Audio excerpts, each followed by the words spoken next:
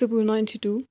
کیا ہی بھلا ہے خداوند کا شکر کرنا اور تیرے نام کی مدح سرائی کرنا۔ اے حق تعالیٰ، صبح کو تیری شفقت کا اظہار کرنا اور رات کو تیری وفاداری کا، دستار والے ساز اور بربط پر اور ستار پر گونجتی آواز کے ساتھ، کیونکہ اے خداوند تو نے مجھے اپنے کام سے خوش کیا۔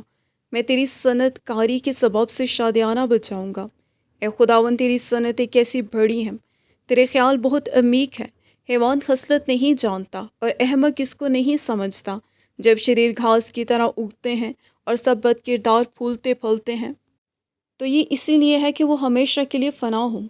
لیکن تو اے خداوند عبدالآباد بلند ہے، کیونکہ دیکھ اے خداوند تیرے دشمن ہلاک ہو جائیں گے، سب بد کردار پراگندہ کر دیے جائیں گے۔ لیکن تو نے میرے سینگ کو جنگلی سانڈ کے سینگ کے مانند بلند کیا ہے، مجھ پر تازہ تیل ملا گیا ہے۔ میری آنکھ نے میرے دشمنوں کو دیکھ لیا ہے، میرے کانوں نے میرے مخالف بدکاروں کا حال سن لیا ہے۔ صادق کھجور کے درخت کے مانند سرسبز ہوگا، وہ لبنان کے دیودار کی طرح بڑھے گا جو خدا ان کے گھر میں لگائے گئے ہیں۔ وہ ہمارے خدا کے بارگاہوں میں سرسبز ہوں گے، وہ بڑھاپے میں بھی برومند ہوں گے، وہ تر و تازہ اور سرسبز رہیں گے، تاکہ واضح کریں کہ خداوند راست ہے، وہی میری چٹان ہے اور اس میں ناراستی نہیں۔ آمین۔